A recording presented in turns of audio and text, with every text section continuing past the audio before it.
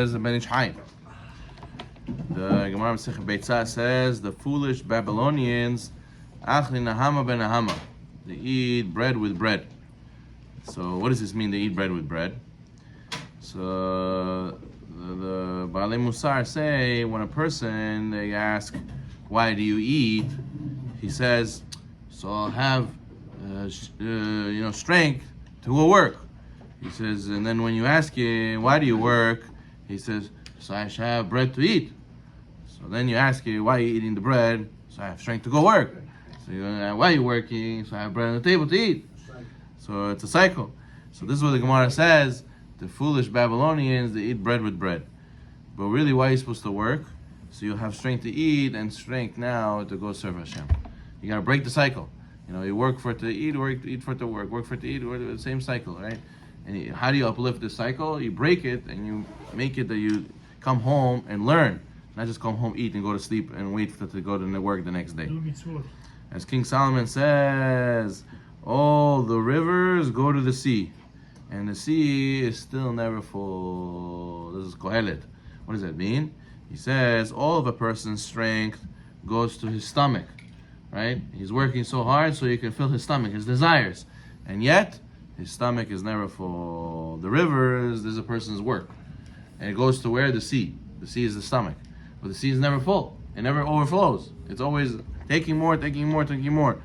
Therefore, the question is, what's your purpose? Do you uplift it or do you not uplift it?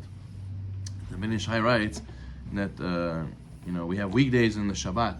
During the weekdays, we work so hard and we say, I have to support my family, I have no time, and we say it's okay because, listen, this is part of life, and just like when you have to ship something, you have to pay for the shipping. It is what it is. You do it, right? The way it is you have to work during the week. You have to support your family. What about Shabbat? Shabbat, there is no work. So what do you do then? That's where a person shows that he broke the cycle. Because I understand during the week you're busy. Okay, you're working. But Shabbat, what do you do? What do you do in your free time? What are you doing? Now you have a long Friday night. Now you have some time Shabbat afternoon. What do you do at that time? You just sleep and just wait till Shabbat is over so you go back to the work week. Therefore, that's the prime time where a person can show, I break the cycle, I want to do and serve Hashem. I want to use my parnasah and use the strength that I got now to serve Hashem on Shabbat. And you'll see the experience shows that people who are just working for physical things, they're not happy at the end of the day. But the people who tap into the spirituality of Shabbat, they say, I love Shabbat, I can't be without Shabbat, I feel such a joy on Shabbat. So therefore a person has to be careful to make sure to uplift. It says in the Pasuk in Ruth, says the Ben Ish Hai, he says that Boaz says, U'lekotzrim Hashem imachem, right? He says to the ones who are cutting down the wheat, he said Hashem is with you. So what does that mean? He says, there's a hint. What's the hint? He says when a person has desires for worldly things, it's like a person who's very thirsty. So what does he want to drink? He wants to drink something. So what does he find? He only found salt water. So when he drinks the salt water, what happens? He becomes even more thirsty. So now he wants more and more and more. The same thing with physicality. The more you want, the more you take, the more you want. So the best thing to do is lekotzrim Hashem imachem. The one who cuts down, instead of making your desires bigger and bigger, cut it down. Be happy with what you have, and then you should know Hashem imachem. You should know that Hashem is with you over there. When you cut down your desires for physicality, then you'll be able to have Hashem is with you. You'll be happy, you'll be able to serve Hashem. Who's able to serve Hashem? The people who are happy. Now, it says also, the Ben Ish Hai, there's a nice pasuk that we quoted before, right? All the rivers flow to the sea, yet the sea is not full. The place where the rivers go, they all go again. All things toil to weariness, man cannot utter it. The eye is not satisfied with seeing, nor is the ear filled with hearing. This is Pasuk 7 and 8 in Kohelet, in the first chapter. So what does this mean? The sea is the body, and the rivers are the desires. Every time a person fulfills his desires, the sea is not full. And even when the body occasionally says, I'm full, still what? Later, it still comes again and gets hungry again later. So therefore what? Therefore, you would think it would be easy to go and fulfill your desire. Chai, you feed your stomach. You keep it quiet. No, all things toil to weariness. You're gonna have to work very hard, very hard. You can never say. A man cannot utter it. Or a person will never be able to say, "Oh, I finished and I fulfilled my desires." The Gemara says, every person dies, raising his hand, says, "I only fulfilled half my desires. I never fulfilled all my desires."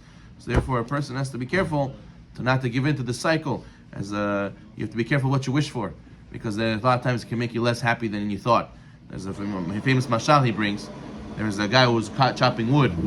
He was in the forest. He was so tired. He says, "How much I have to work, chopping all this wood, sweating, working so hard. Enough. Why can't I just become rich already? And enough, I'll be able to rest and relax." So he said, he fell asleep because he was so tired. He sat to relax and he fell asleep. In the dream, angel came to him. And he says, "Listen, Shammai, we saw you're very sad, you're very upset, you work too hard. We're going to have mercy on you. We're going to give you one wish. Whatever you ask for, we're going to give you." He said, "No problem. I wish everything I touch turned to gold." So they said, "No problem." They gave him the wish. He got up. He saw that he touched a piece of wood. All of a sudden it turned to gold. All of a sudden he touched the axe. It turned into gold. He says, "That's it. I'm going to be a millionaire." He goes and he says, "You know what? Before I travel back, I'm a little thirsty. Let me go drink my bottle of water." He touched the bottle of water, turned to gold. He says, "Oh my goodness, what is this? I'm gonna hug my kids. They're gonna turn into gold. What is this?" So he got so mad. He says, "No, I don't want. Take it back." And he woke up from his dream. So therefore, he said, "You see, a person has to be careful. We wish to have this, to have this, to have that, to have this, to have that. And watch, when you get there, what are you gonna say? I wish I just go back to my simple life and just be a nobody and just be able to just enjoy the simple things in life. What do I need all this for? Headache." So therefore, he says that person has to be careful.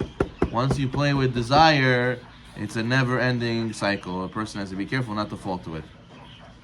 He says also, the pasuk in Yirmiyah says that the prophet says, "What iniquity have your fathers found in me?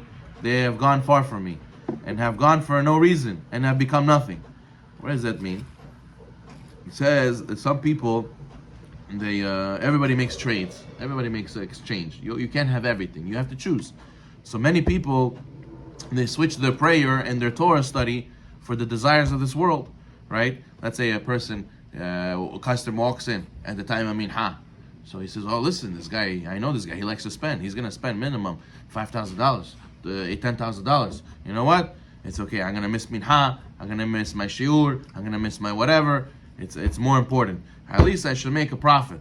So he brings the mashal. He says that there was a guy sleeping, and he woke up in the middle of the night.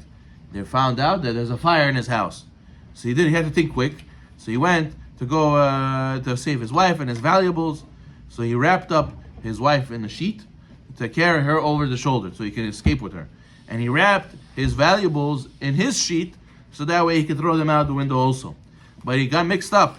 He threw his wife out the window and he's holding on his shoulder his valuables. So what happens? He was about to leave the room and the neighbor says, "You fool! You threw your wife out the window and you're carrying your valuables in your hand." So in panic, this guy threw out his valuables on the floor and he jumped out the window to see if his wife was alive. And he saw that he threw her from a second story, from the 3-story building, and he said he very badly injured her. So he said, and afterwards he looked back, he left his valuables inside, the fire already destroyed it. So he says that when a person, he throws out his Torah, his prayer, and all his mitzvot because he says, "Oh, the profit, or the customer, or my job, or this." So what happens? You end up losing both. So therefore, that's why the pasuk in Yirmiyah says that what sin did your fathers find in me? They have gone far from me. They have gone for no reason. What does that mean? That means, why did my forefathers leave me? Because I didn't go and do service of Hashem. That's the sin that I did. And they gone for no reason. And even when they left me because I didn't do the mitzvot, what do I have? Nothing. I have nothing. In the end, I have nothing. So therefore he says, a person has to know that if you throw out your soul, at least it should be shaveh v'shaveh, at least it should be something worth it. But it's not even worth it, because in the end, for this profit, it's worth to lose all Olam Haba. And even when you have this profit, what does this profit give you? Headache. It gives you stress. It gives you problems. You don't fulfill your desires. So it ends up you don't even have both. So therefore a person has to think, do I bring books to my work? Do I learn Torah? Do I go to minha? Do I only when there's Yoshvo I go minha? Or only when it's Kaddish I go say minha? Or only when there's something going on I go to shiur? No, why not every day? Why should I lose my Olam Haba for an Olam Hazeh that's not even worth it? Baruch Olam. Amen.